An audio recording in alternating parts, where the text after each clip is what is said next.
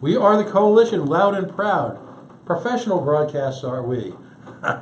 Broadcasting live here on the Worldwide Coalition Media Network. Broadcasting at the Go Local Live Center here at 90 Way Boston Street in the city we love, Providence, Rhode Island. The mean streets, the naked city, the city of 1,000 stories. This hour has become, over the last few weeks, what I love to call Libertarian fabulous. We've been graced by people like Arvin Vora, Larry Steele, Justin O'Donnell, Alicia Dern, and in a very special moment, we're going to bring together two cultures, two worlds, deigned never to meet. And I'm talking about the People's Republic, the Socialist Workers' Paradise of Rhode Island, and the next governor from the great state of Texas. And of course, I'm talking about Kory Watkins. Kory, welcome to the coalition for the first time. Thanks for joining us. You're Skyping in live from somewhere in Texas. Where are you in Texas right now? Thank you so much for having me. Thank you so much. I'm really excited to be on the show. I'm actually about an hour east, maybe about an hour and 15 minutes east of Dallas, just south of Greenville. I'm out in the sticks, just where I'm. Now, is that a straight shot to? I'm trying to think. The last time I was in Dallas, we'll get right down to issues in a second. But the last time I was in Dallas, I had to drive a truck from Ocala, Florida, across Route 10, up through the bayou, and into Arlington. It was Super Bowl weekend. It was freezing rain and snow in Dallas. They closed the roads, and I was driving a two-wheel drive, rear-wheel drive F-250. A remarkable experience because people in Dallas really don't know how to drive in the snow, do they? I think everybody has that same opinion about everybody else, wherever else they drive. Fair enough, fair enough. Well, let's get right down to it.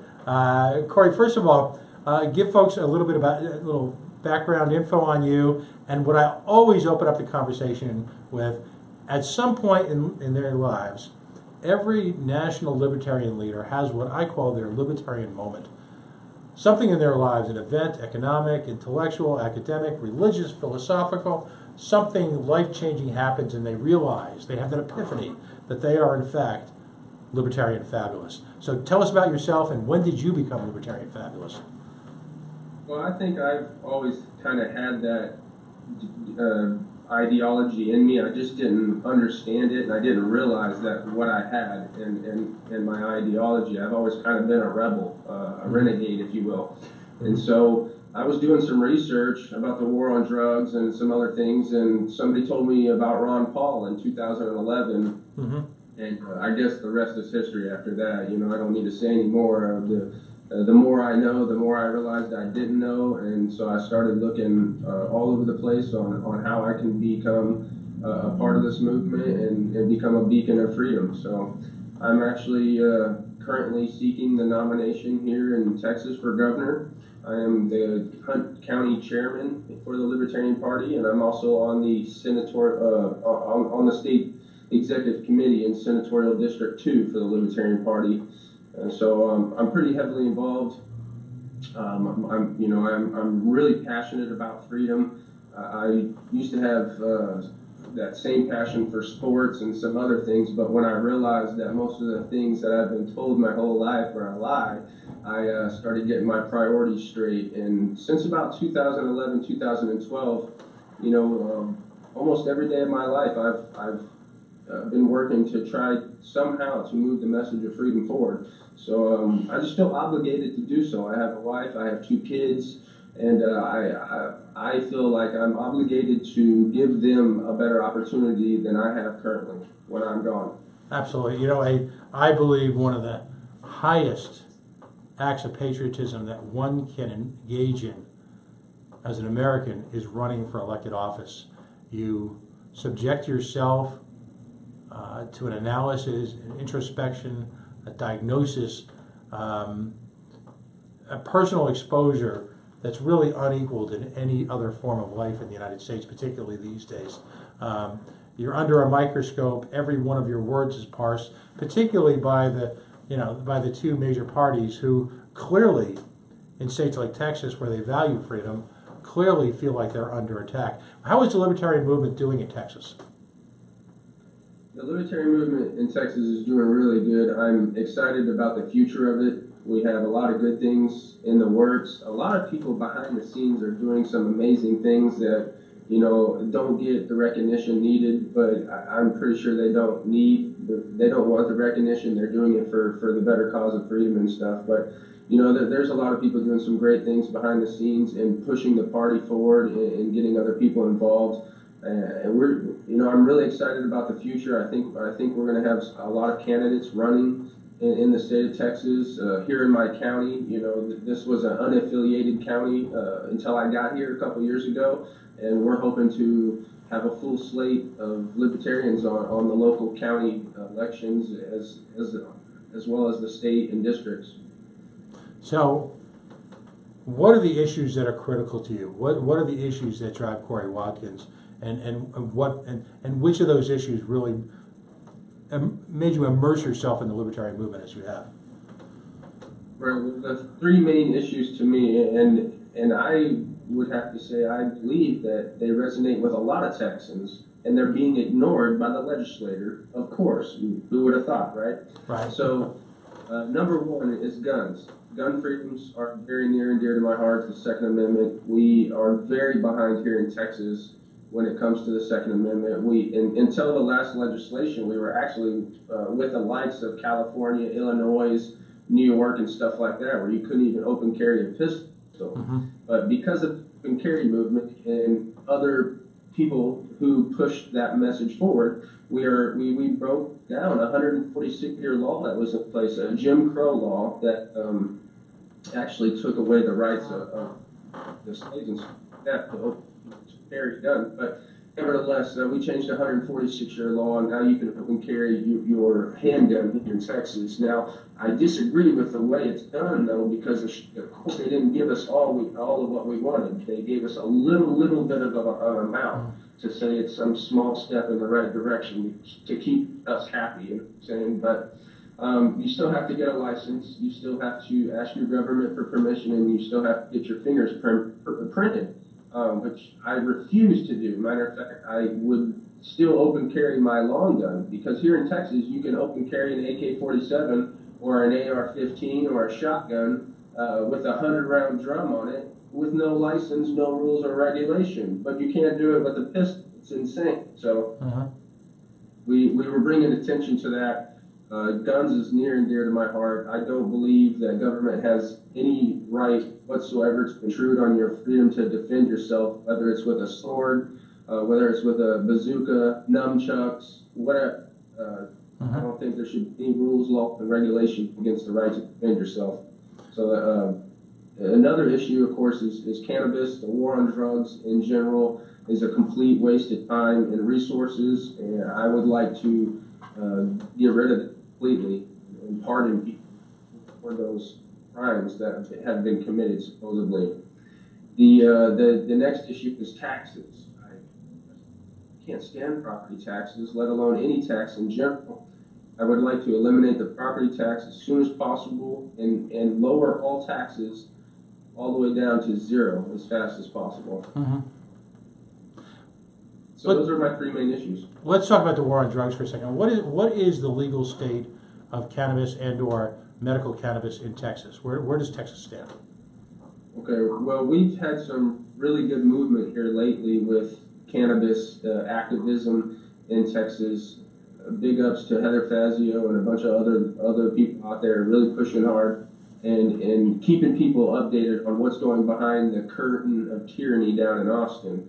But we were close to having, I don't want to say close, it was looking good for decriminalization, where here in Texas, if you got caught with 2 ounces or less, you couldn't be arrested and put in a cage anymore. They could only give you a $250 ticket. So, like I said, that's one of those steps in the right direction, those little baby steps. But we couldn't even get that this time. It's pretty. If you go out and you ask people, it's 2017. Cannabis should be legal by now. We should be researching and studying this stuff in the full extent to figure out what the benefits are from cannabis. And so, we're way behind here in Texas. In medical, we had a good push for medical the last 2 legislations, and they've just been killed in minutes. They kill them on purpose, and and they leave us hanging. So we don't have medical cannabis or any kind of decriminalization here in Texas right now. We're way behind. And yet this is a state that in many cases is synonymous with the term freedom.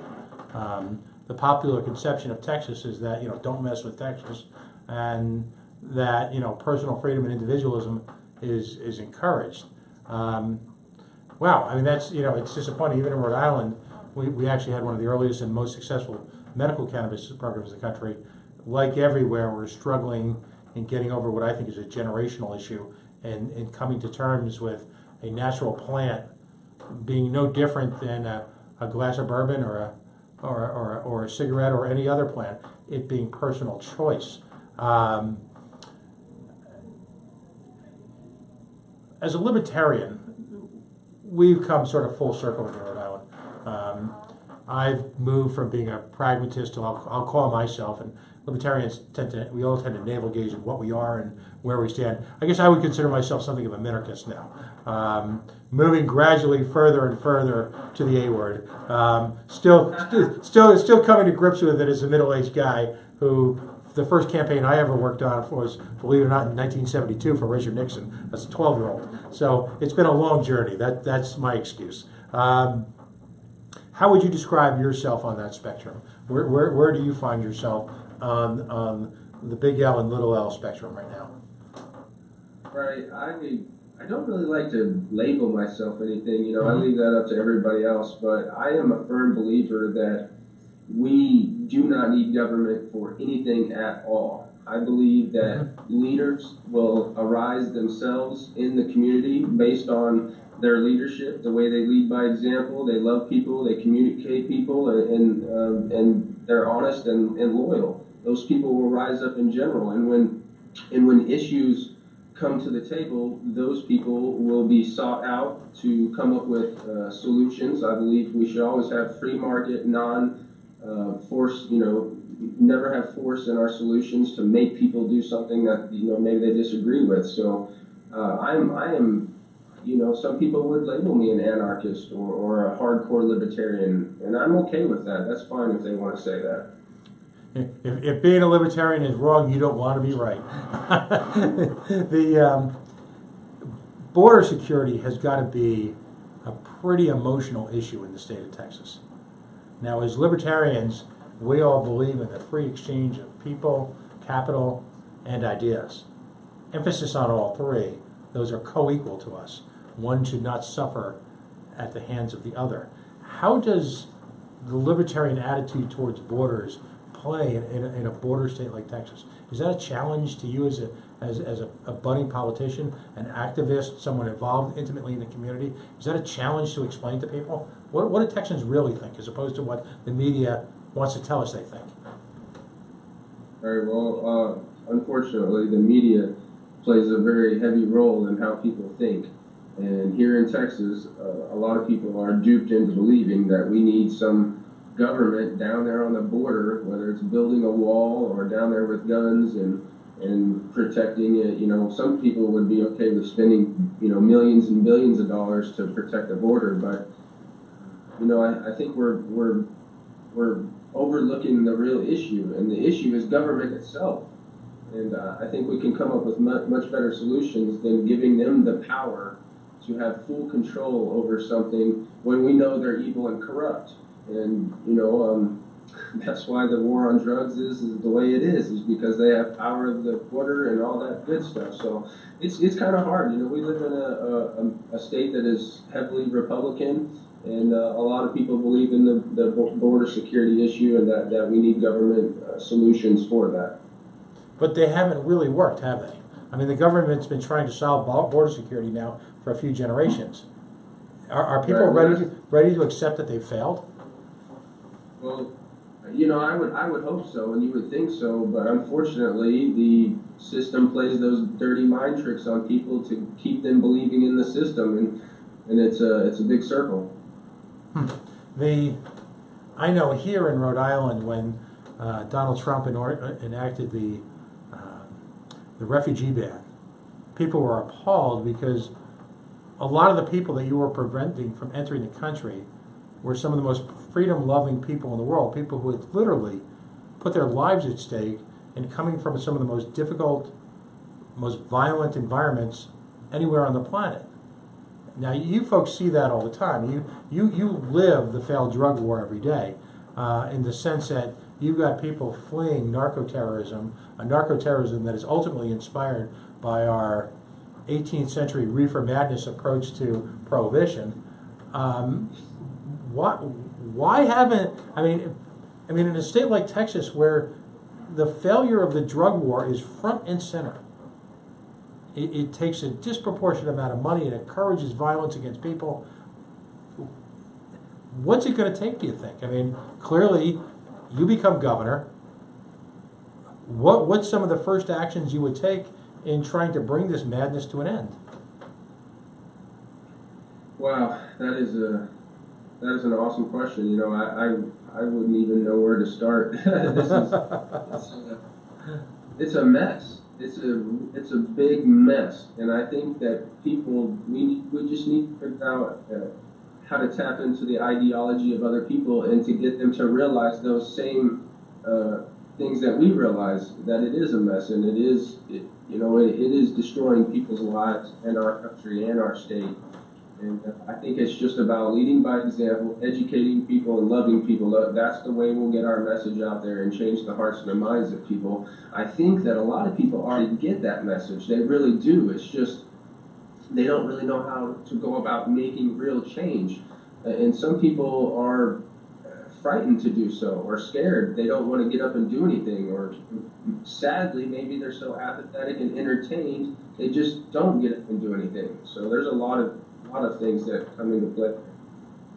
Folks, if you're just joining us, we've got live via Skype here at the Go Local Live Network Studios at 90 Wave Audacious Street in Providence, Kory Watkins. Kory is running for the nomination to run as the Libertarian Party candidate to be governor of the great state of Texas. And we're finding out just through, and this is the beauty of technology, we're going to continue to use this forum to reach out to libertarians nationwide to try and get an understanding of the environments that they're working in, the challenges they face, and some of the truths, but also some of the misconceptions of the states and the government and the environment that they are working so hard to change, to really gain an understanding. What's fascinating to me is that on one hand, like I said, I don't want to obsess over this, but Texas is so synonymous with freedom to many of us here in the great Northeast. We feel oppressed, but yet, again, the war on drugs, the war on narcoterrorism is first and foremost. Now, throughout Texas, you have these enterprise zones in Mexico, and they directly abut the Texas border, these maquiladoras, where, in a sense, we allow, through trade agreements, free enterprise at some level to take place. How is it that in certain cases and within these economic zones in Mexico, there's more free enterprise than there is in the United States? You know, is that a function of our tax system? Do you think it's time to change our tax system? Absolutely. We need to I think interaction should be voluntary. I believe that if I go to work, I should be able to keep every single penny that I earn, and I should be able to spend every single penny where I want it to go. And nobody should have say otherwise. You know, if there's a service good enough, it's going to be paid for. The free market's going to take care of that. Government always tries to implement these things by force to get us to buy into it or use it or whatever, and most of the time it never ends up working. So, you couple that with a federal tax system that rewards cronyism. Is cronyism as big a problem in Texas as it is in the rest of the country? Is the government trying to subsidize chosen businesses there as well? The government is up our tail every angle in Texas. It's we're living in modern day slavery. I'm a slave here in Texas. I ask my government for most of the things that I do each day, like drive, and I have to pay taxes on pretty much everything. I mean, I owed $1,700 in property taxes this year, and that's after they stole money from me out of my paycheck all year, and then I paid sales tax all year. I mean, I'm getting taxed on like 50% of what I make I take home 50% and they get the other 50%. That's mafia style stuff if I'm concerned. We seem to have this romantic, I call it a romantic attachment to a failed social construct that somehow promises that if we pay confiscatory taxes under the threat of force, that government will introduce some level of fairness into our society. You've seen any instances where government made life fairer? No, never. I think we as people can come up with much better solutions than government can. I think they just need to go away. How about, what's the education system like where you live in Texas? A fascinating question came up from Arvin Vora, and I'm sure you know Arvin. Yep. Arvin, and I want to give credit to, I believe it was Arvin who posited the question that if you live in a town or a city, anywhere in the United States, where the cost per student is, say, $15,000, and you were given the opportunity to take that $15,000 and either spend it at your school system or spend it elsewhere. In Texas, would you spend that $15,000 at your local school system, or would you find alternatives to provide for the education of your children?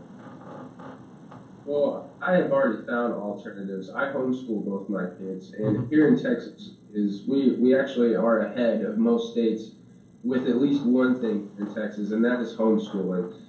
Here in Texas, there's almost no law, rule, or regulation against homeschooling whatsoever. We have a very good group of people who are fighting to keep it that way because they are trying their hardest to just dip their toe into our freedom when it comes to homeschooling. But that's how it starts. They get their toe in it, and then they start putting their whole feet in it, and then by the time you realize they're shooting, they got their knees in it. So here in Texas, we're really lucky when it comes to homeschooling, and I am a huge advocate for homeschooling, and I would like to see all schools privatized.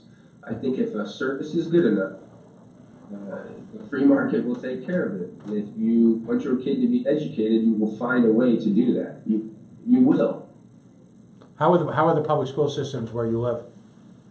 They're pretty good as far as public school systems. It's nothing that I would put my kid into, but as far as lining up against other school systems, from what I've heard, we do have a pretty good, decent public school system here in Texas, but that's not saying much. I don't like it at all. Okay. There's been a lot of controversy lately about the choice to run as a libertarian, or perhaps to run as an independent, or to run as one of the major parties. You've taken the high road. You've embraced not only the libertarian movement, but one of the reasons why we call you Libertarian Fabulous is that you're willing to also embrace the Libertarian Party and run for major office as a libertarian. Was that a difficult decision for you? What were some of the thought processes that you went through? Well, I just wanted to make sure that the people who I am really close to in the party and stuff like that, that this was something that, we all wanted, something that we wanted to see get done. We wanted a really good, hardcore libertarian candidate here in Texas. And, we were searching for that person, and a couple things came up to, where I could possibly be in that position. And I said, the heck with it. I'm 34 years young. I only will live once. I'm a diehard lover for the cause of freedom, and I'm very passionate. And I have a little bit of free time. My work schedule and stuff allows me to get around and be out there on the campaign trail. And I want to run a campaign that, libertarians aren't used to seeing on the local state level. I want to travel around the whole state of Texas. I want to raise thousands and thousands of dollars, and I want to spread the message of libertarianism and freedom across the state. And I want to get people excited. I'm not trying to really bring in one demographic. I'm not trying to relate to libertarian Republicans or libertarian Democrats. I want to try to get the message of freedom out there, and that will attract people in general, and actually it'll probably attract that 46 to 49% crowd that stays home and doesn't vote because they can't stand any of the people running. So that's what I want to give those people something to get excited about and come out and vote. But it didn't take